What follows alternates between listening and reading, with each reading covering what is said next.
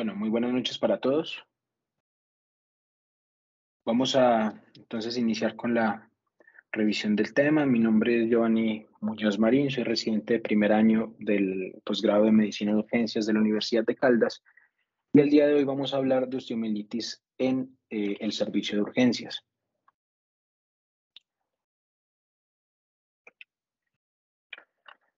La definición de osteomielitis es literalmente un proceso inflamatorio de la médula ósea que se acompaña de unos signos claros de destrucción ósea y que es causada por un agente microbiológico agresor y que está facilitado por perdón, por unos cambios fisiopatológicos de los cuales pues vamos a hablar más adelante. Y resulta que estamos abordando una enfermedad que es muy antigua. Tan antigua es que en este estudio del año 2020 se encontró que muy probablemente en la época jurásica, estudios tomográficos de una tibia de Tiranosaurio Rex mostró unos cambios trabeculares en hueso que pueden sugerir que estos animales ya sufrían de osteomielitis desde esa época. Y es así como a través de la historia se avanza en las definiciones y en el manejo de esta enfermedad. Ya en el año 370 a.C., Hipócrates describía la necesidad de desbridamiento óseo para el manejo de pacientes con enfermedades febriles que se asociaban a dolores en extremidades.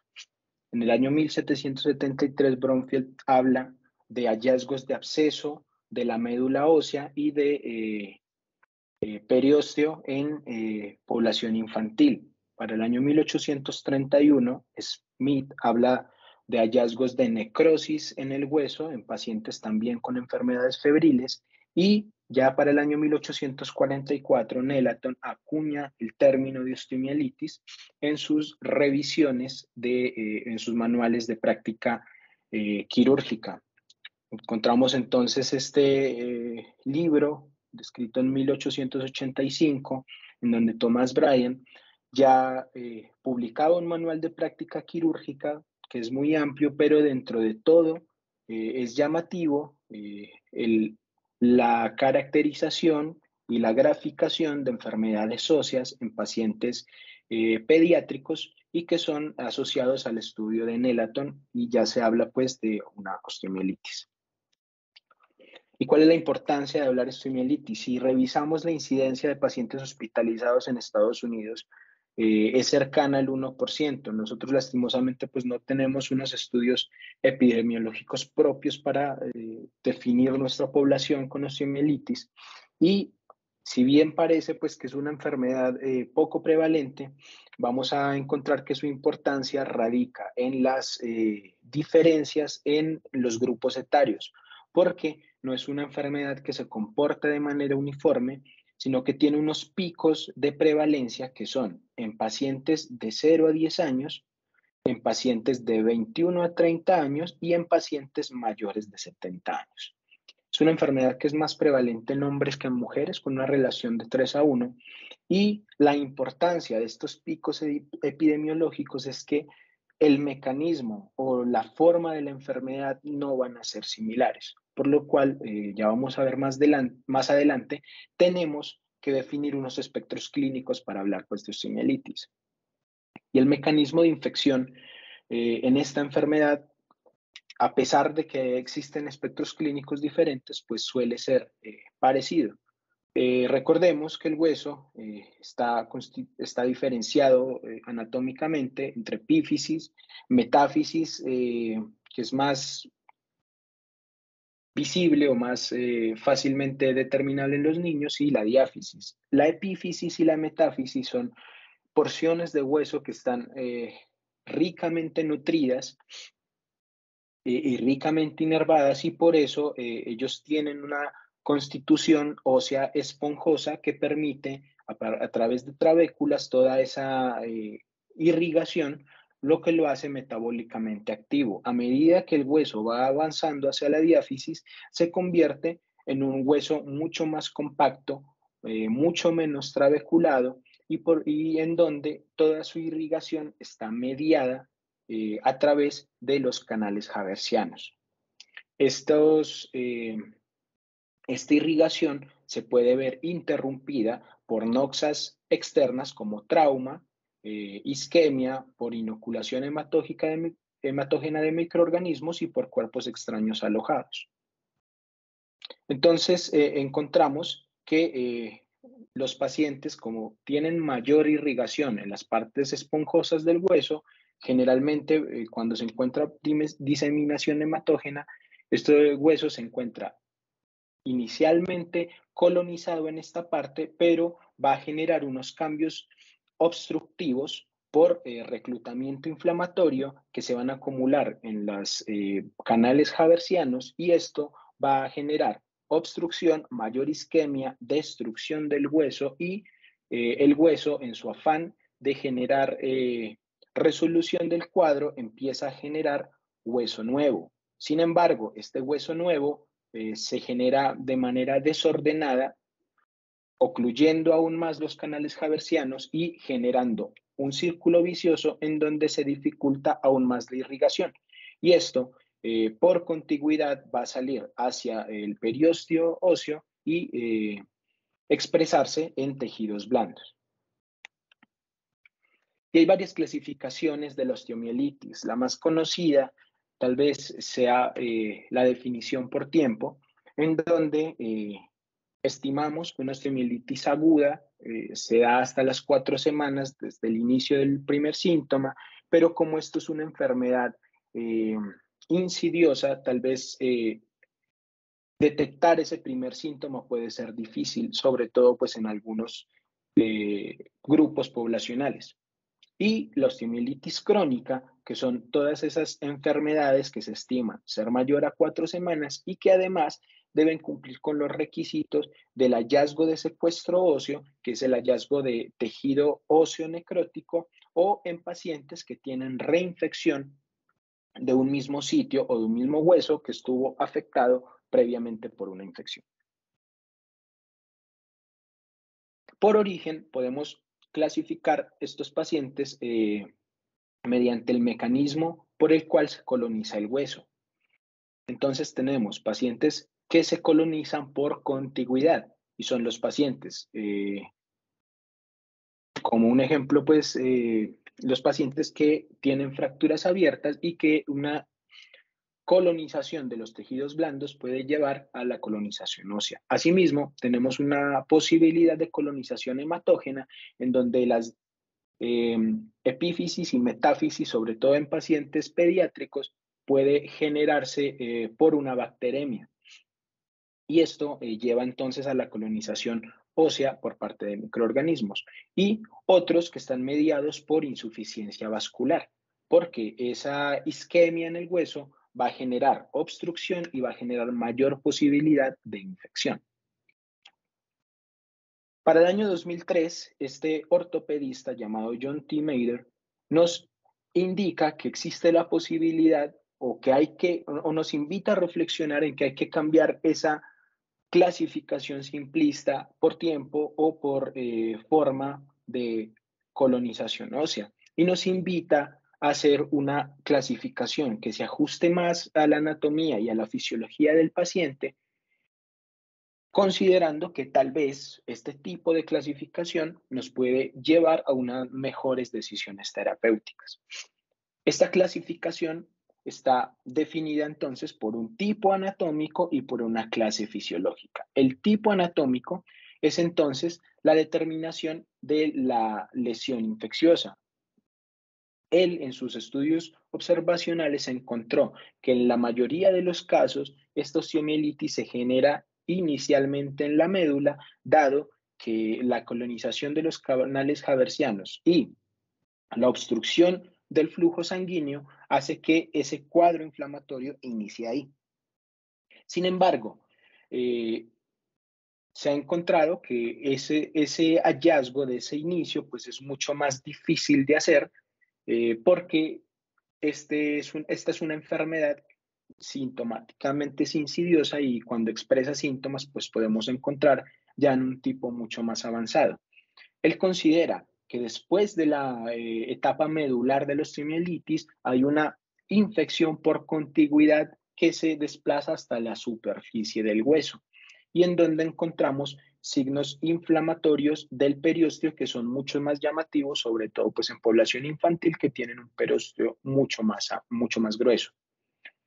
Nos lleva al tipo 3, entonces, que ya es una colonización local de esa osteomielitis y en donde el hueso va a tratar de generar hueso nuevo y en esta etapa podemos encontrar cambios de callo óseo tal cual como se dan en las fracturas. Y en el tipo 4 ya es una osteomielitis difusa que ha generado cambios destructivos alrededor en la amplitud del hueso infectado y que puede generar cambios trabeculares o poróticos. En este caso, pues ya hablaríamos de una osteomielitis difusa.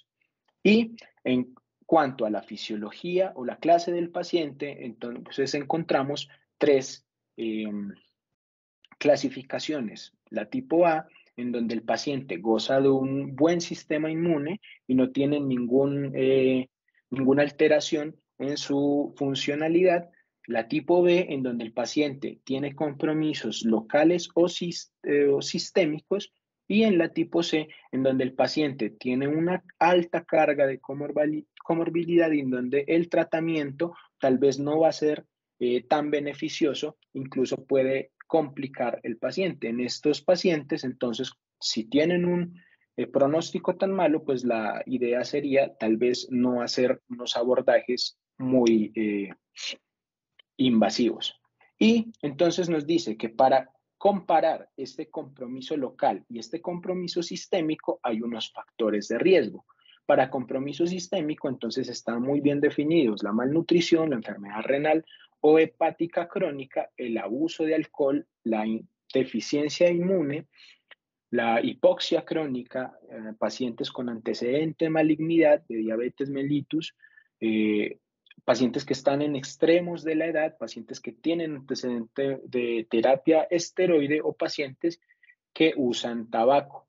Y en el ámbito local, pacientes que tienen linfedema crónica o éstasis venosa, pacientes que tienen alteración de vasos mayores o enfermedades arteriales oclusivas, pacientes que tienen arteritis, pacientes que tienen úlceras extensas o que tienen alteración o fibrosis cutánea por radiación. Y esta imagen entonces nos demuestra que justamente el espectro de la osteomielitis, de acuerdo al grado de infección, puede ser muy amplio y podemos encontrar osteomielitis vertebral, podemos encontrar osteomielitis asociado a dispositivos, podemos encontrar osteomielitis asociado a trauma o osteomielitis por deficiencia vascular, como la encontramos en pacientes que tienen alteraciones vasculares distales. Y por eso decidí dividir esta charla en espectros clínicos que creo pues, que puede ser una forma más enriquecedora de analizar el abordaje en el servicio de urgencias. Y vamos a hablar principalmente de 4 espectros clínicos. La osteomielitis primaria en la infancia, la osteomielitis vertebral en adultos, la osteomielitis en pie diabético y vamos a tocar algo de la osteomielitis asociada a trauma, teniendo en cuenta que no voy a profundizar mucho en el manejo de fracturas abiertas porque hace parte de otra de las temáticas del programa. Entonces, vamos a iniciar con la osteomielitis primaria en la infancia, que tiene una diferenciación en donde la mayor posibilidad de adquirir la enfermedad en los niños es por diseminación hematógena en pacientes que tienen bacteremias. A pesar de que esta enfermedad se relaciona con bacteremia, encontramos que el diagnóstico puede ser difícil porque solamente un 60% de los casos puede presentar fiebre y que la incidencia varía también con la edad. Y está también asociada a los picos. En los pacientes neonatos, por sepsis neonatales, se puede generar mayor posibilidad de osteomielitis hematógena primaria y en los pacientes mayores de 10 años también se encuentra esta etiología de manera más prevalente. Un 5% de los niños, al ser una osteomielitis de diseminación hematógena, pueden tener compromiso de más de un hueso. Y En ellos, por los cambios que existen en la irrigación de la metáfisis y la comunicación con las cápsulas eh, articulares, existe una mayor posibilidad de que estas enfermedades se asocien a artritis séptica, la cual se ha demostrado pues, que es mucho más florida y que pueden llevar a cuadros de sepsis floridos. Y existen en ellos unos precipitantes, como son la anemia de células falciformes, que se puede dar en ellos por eh, la prevalencia de la hemoglobina S, que puede generar eventos vasoclusivos y alteraciones pues, de deficiencia de la irrigación. También en pacientes con enfermedad de Pertes y en pacientes con alteraciones metabólicas como la enfermedad de Gaucher. ¿Y cuál es la presentación clínica? Les traigo este análisis epidemiológico que fue publicado en el año 2012, en donde se encontró que el mayor síntoma de prevalencia en niños con osteomelitis de diseminación hematógena es el dolor, lo cual lleva a una reducción del rango de movimiento de la extremidad y a disminución de la tolerancia del peso, es decir, clínicamente cojera. Esto se puede ver, el dolor en el 80% de los niños afectados y la cojera hasta en un 50%, por lo cual este es un factor importante a tener en cuenta. Recordemos que en este estudio se encontró que solamente el 61.7% de los niños hace fiebre. ¿Y cuál es el hueso que mayormente se ve afectado?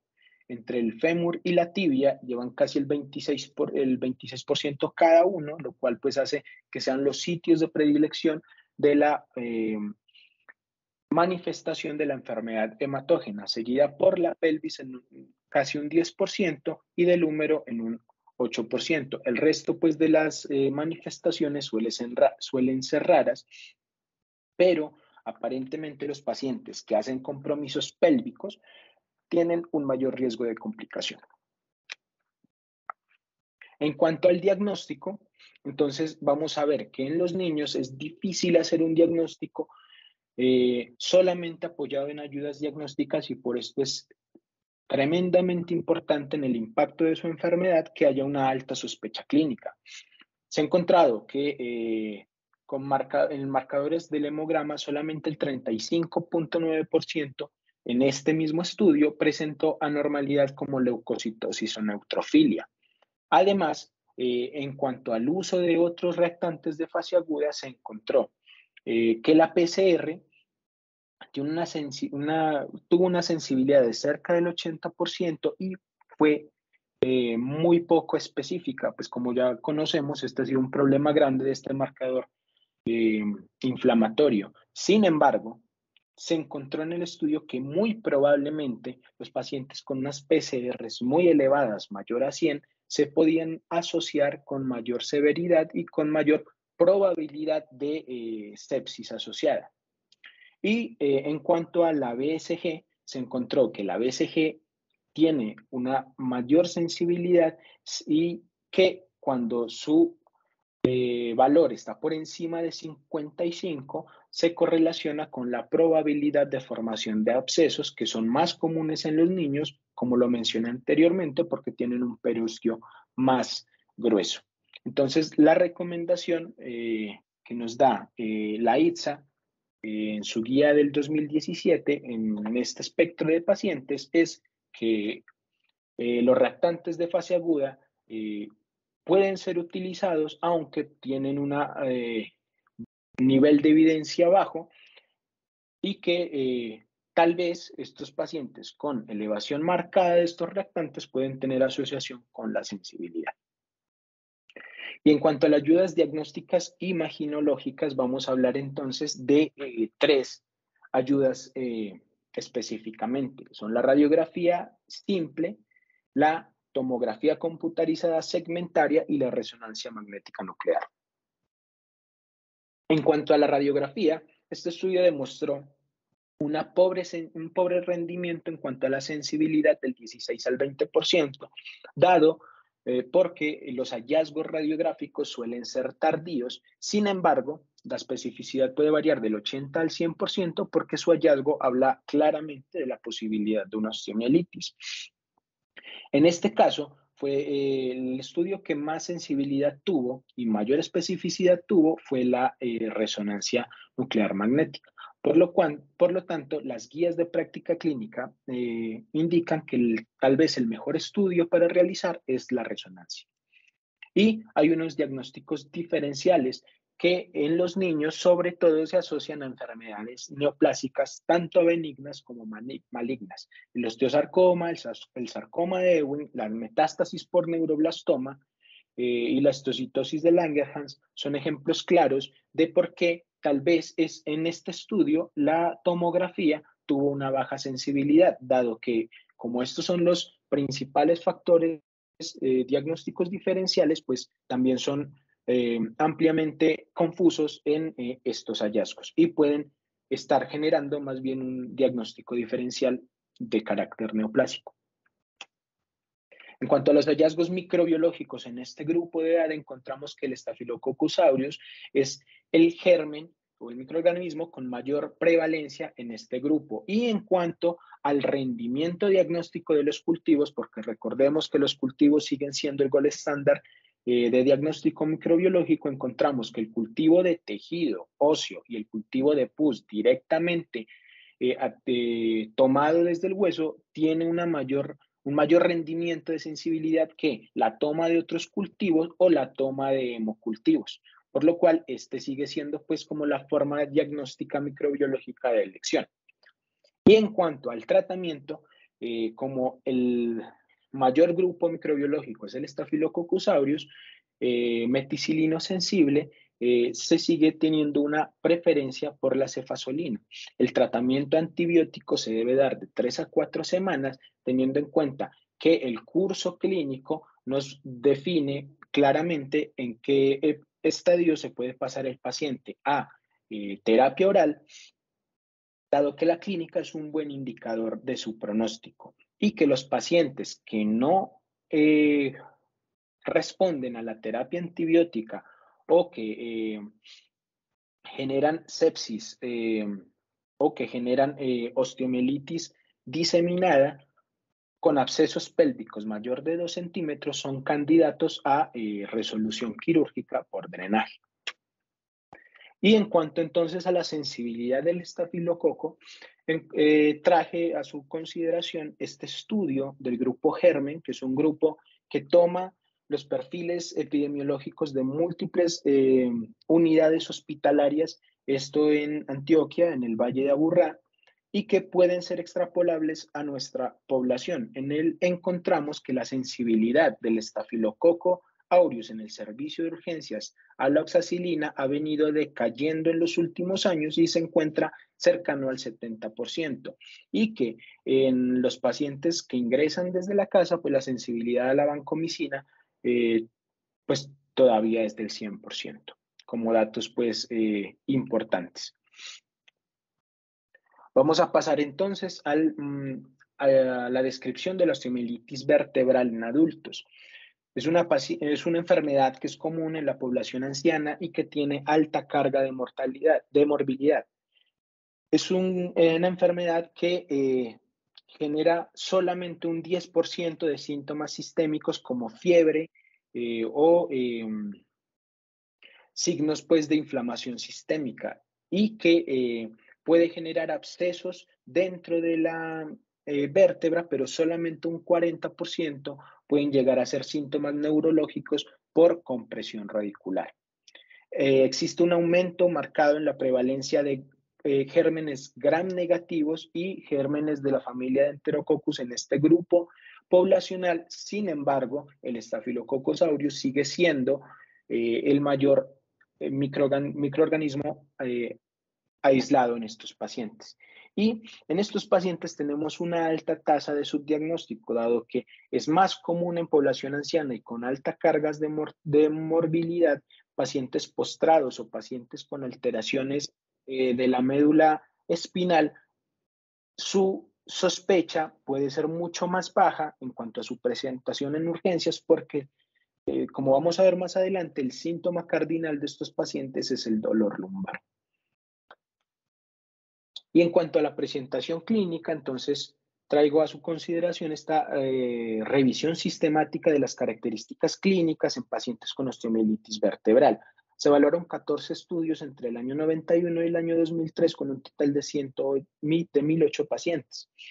Y se encontró que es más prevalente en la enfermedad, en la población masculina, que el tiempo de diagnóstico, y esto es muy llamativo, se da entre los 11 y los 52 días. Esto es probablemente dado por la dificultad diagnóstica del síndrome, lo cual puede llevar que hasta el 52 días después del inicio de los síntomas yo haga un diagnóstico. Como les mencioné anteriormente, el síntoma cardinal en estos pacientes es el dolor de espalda, un 86% y solamente un 60%, parecido a la población pediátrica, hizo fiebre. Y en esta revisión, el 34% de los pacientes hizo cambios neurológicos. En este estudio también podemos encontrar que el nivel vertebral más afectado fue el lumbar, seguido del torácico y el cervical. Y para el diagnóstico, entonces, también tenemos que tener una alta sospecha clínica para poderlo sospechar pues, y realizar. Dado que en este grupo poblacional y en este mismo estudio, un 64% de los pacientes hizo cambios en el hemograma con elevación de leucocitos o solamente el 40% hizo neutrofilia. Encontramos que sí existe una buena sensibilidad en la BCG, porque un 98% de los pacientes estudiados tuvo una elevación de este marcador inflamatorio y que la fosfatasa alcalina como marcador de metabolismo óseo estuvo elevado en el 62%.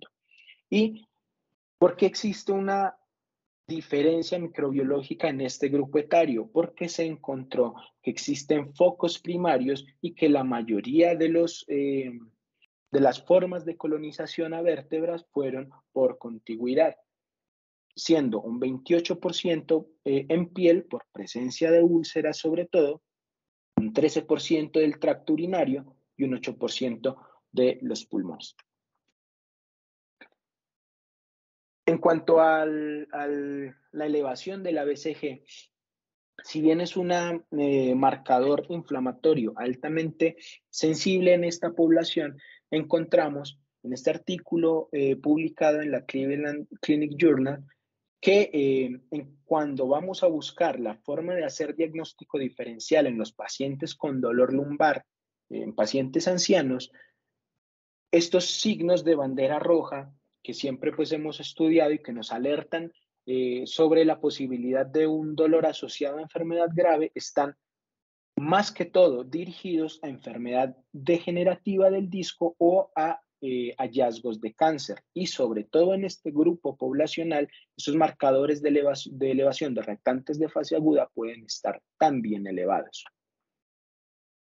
Y entonces, como en cuanto a las ayudas diagnósticas imaginológicas, tenemos las posibilidades de la radiografía de columna vertebral simple, en donde, al igual que en la población infantil, podemos encontrar cambios, pero que probablemente se den de manera más tardía.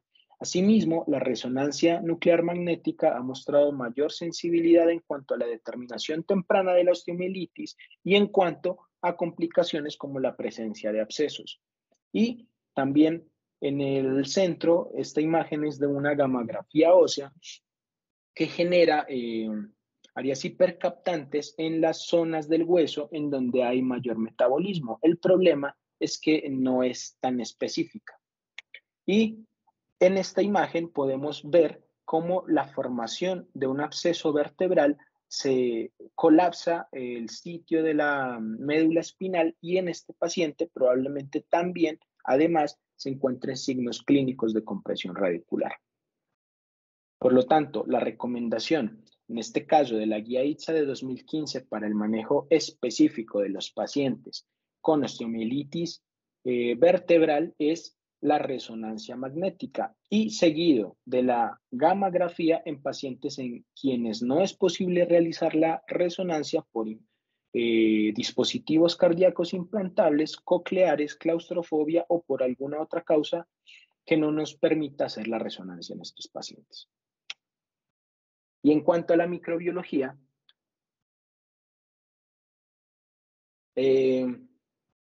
como el mayor rendimiento diagnóstico del hallazgo microbiológico en estos pacientes es por aspiración. Y yo no había mencionado la tomografía, porque la tomografía está sugerida en estos pacientes como guía para la aspiración del líquido que se va a estudiar.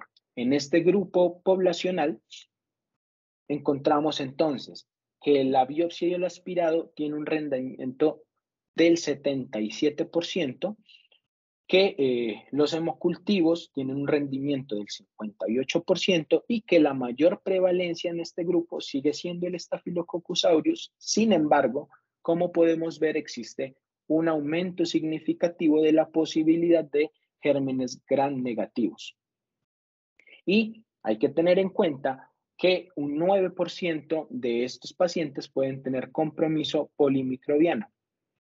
Entonces, el tratamiento para estos pacientes, como el Staphylococcus aureus sigue siendo el microorganismo más que más compromete o que más se presenta en esta enfermedad, siguen siendo las cefalosporinas de primera generación. Como vimos en la tabla anterior, en nuestro medio existe una resistencia a oxacilina de cerca del 70% y por lo tanto, pues consideraríamos que esta no es el manejo de elección.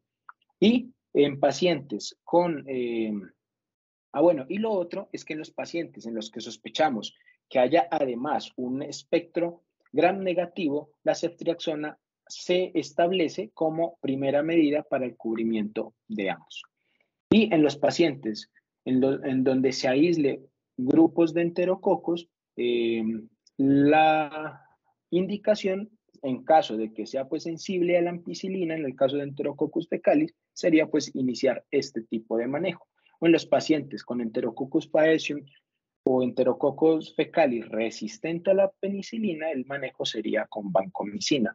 Y también toma una especial importancia el grupo de Pseudomonas en estos pacientes en donde el manejo, según esta guía de práctica clínica, la primera elección sería el cefepime. Y si vamos a eso, entonces, ¿cuál es el perfil de sensibilidad que nosotros tenemos en cuanto a E. coli?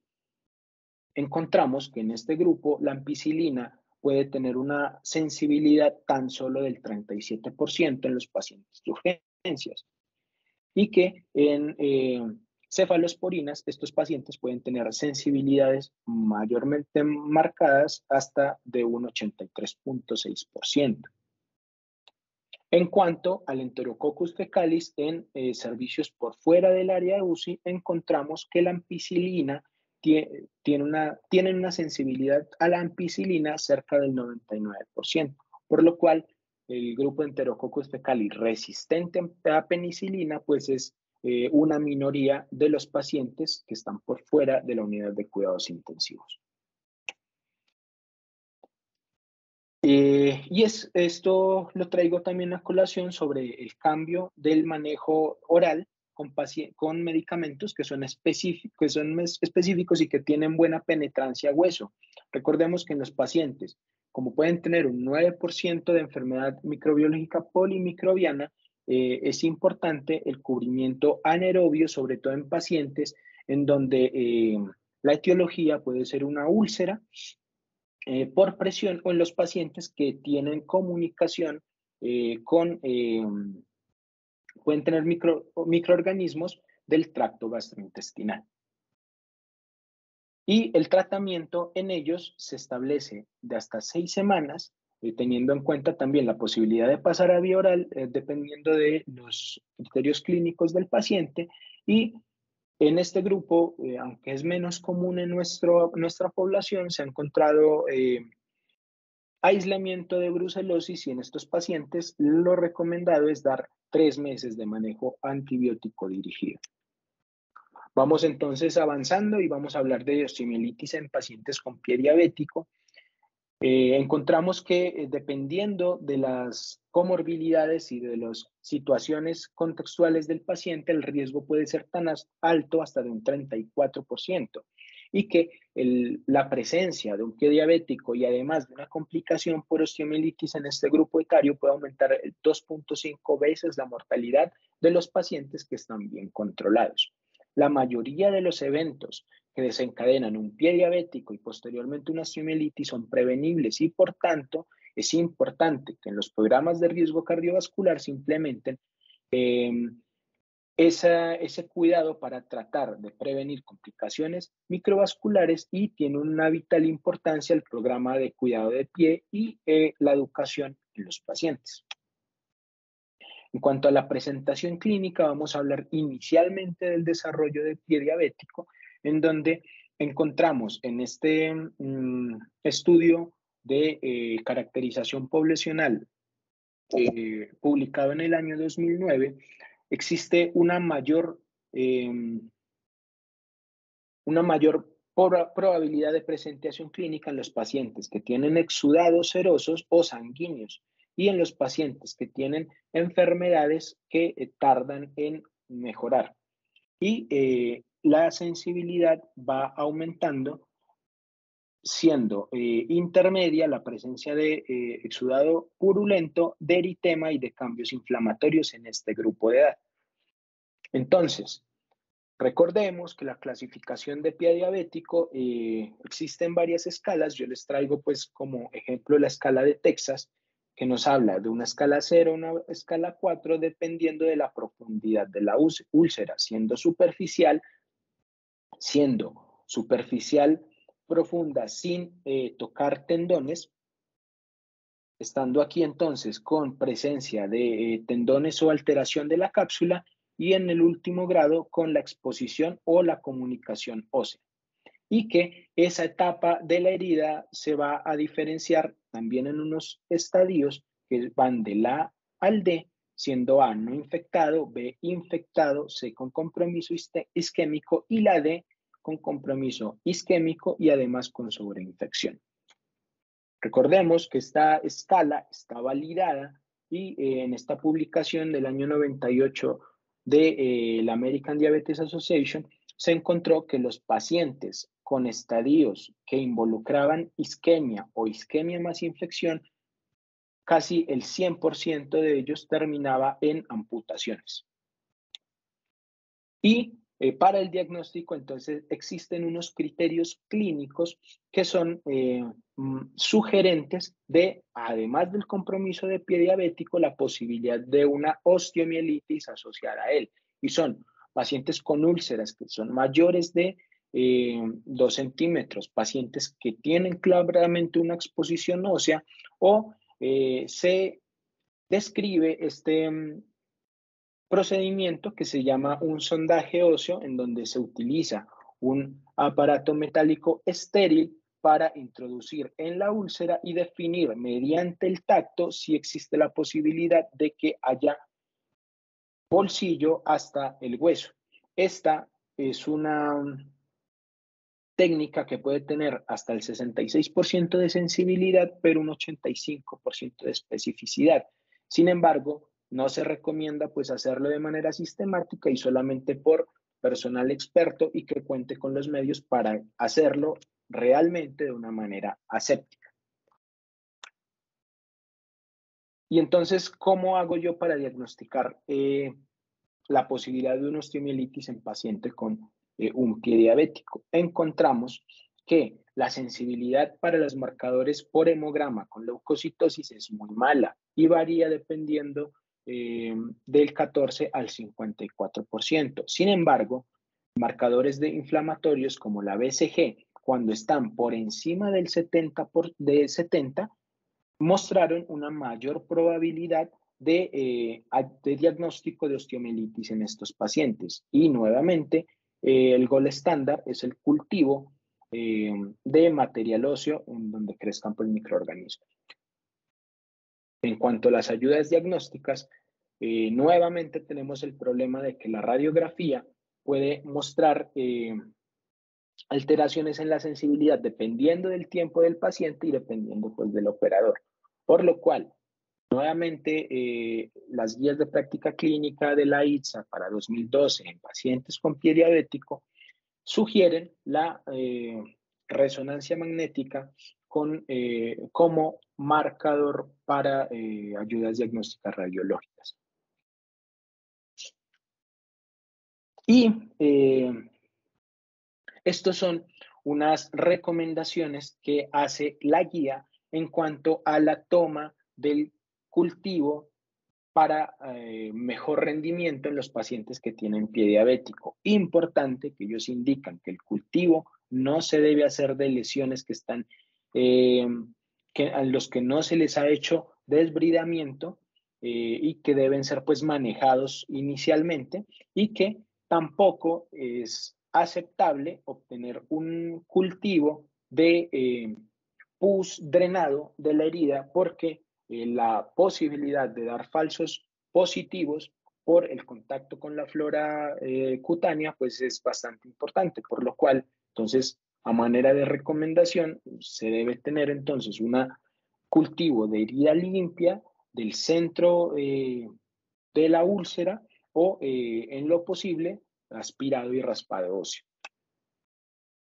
Y de acuerdo, pues como son pacientes que son mucho más crónicos, de acuerdo a la etiología, existen la posibilidad de diversos grupos microbiológicos, siendo en las presentaciones leves de úlceras superficiales, prevalencia también de Staphylococcus aureus y de grupos de streptococo, en los pacientes con clasificaciones moderadas, siendo el rey el estafilo, pero teniendo una importancia la Pseudomonas aeruginosa, y en los pacientes con presentación severa, teniendo en cuenta la posibilidad del Staphylococcus aureus, pero también su presentación meticilino resistente, la Pseudomonas aeruginosa y la presencia de anaerobios, asimismo como grupos de enterobacterias.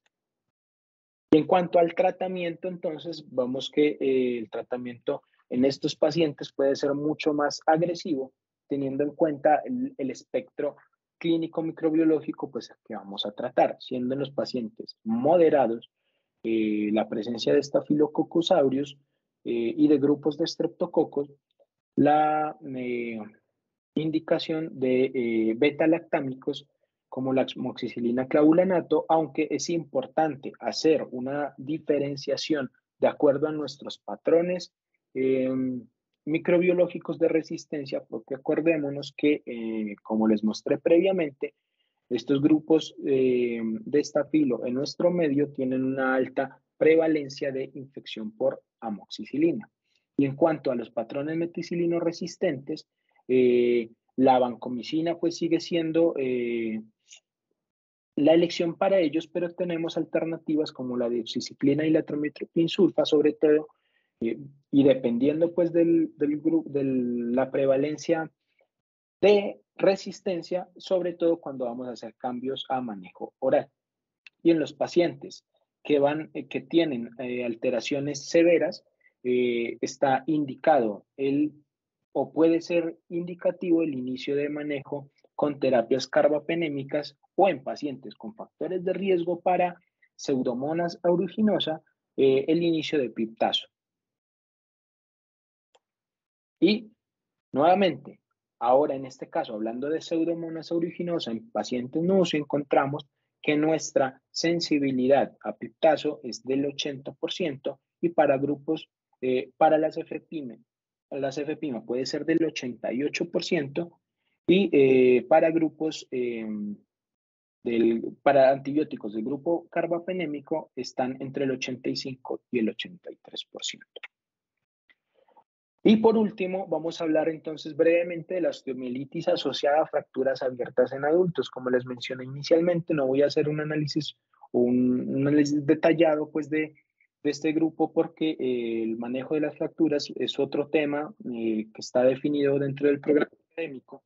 Sin embargo, es importante definir que pueden ocurrir osteomielitis hasta en un 25% de los pacientes y que esto va a depender de la severidad del trauma, del grado de contaminación, de la calidad del desbridamiento que se hace en el abordaje inicial y del inicio del manejo antibiótico. El microorganismo más frecuentemente aislado en estos pacientes sigue siendo el Staphylococcus aureus. Y recordemos que dependiendo de la clasificación de Gustilo, el manejo va a ser con cefalosporinas de primera generación y en pacientes con clasificaciones de Gustilo ya 3 y con la probabilidad de presencia de gérmenes gram negativos, la ceftriaxona podría ser un antibiótico recomendado, pero esto depende de la epidemiología bacteriana que tengamos. Y en los pacientes que tienen contaminación por agua dulce o por lodo o pacientes que tienen este tipo de accidentes en granjas, se debe manejar la pseudomona y por lo tanto el antibiótico indicado probablemente sería el piptazo, y que es completamente importante el lavado y el cubrimiento de la herida porque esto puede generar un círculo vicioso de crecimiento bacteriano y alta posibilidad de osteomielitis en este paciente. En cuanto al manejo dirigido, pues no cambia mucho respecto a lo que hemos hablado anteriormente, porque el germen más comúnmente aislado sigue siendo el Staphylococcus aureus.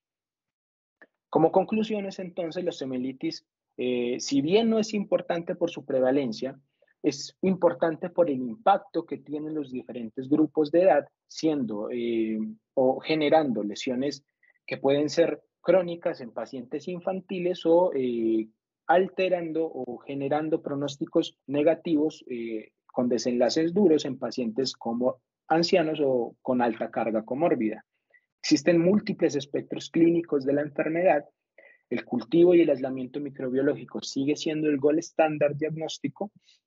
Y como podemos ver durante la charla, los marcadores inflamatorios, si bien nos pueden dar unas pistas y no sabemos todavía, pero sugieren una importancia en el pronóstico del paciente, pues no son completamente útiles para hacer el diagnóstico definitivo.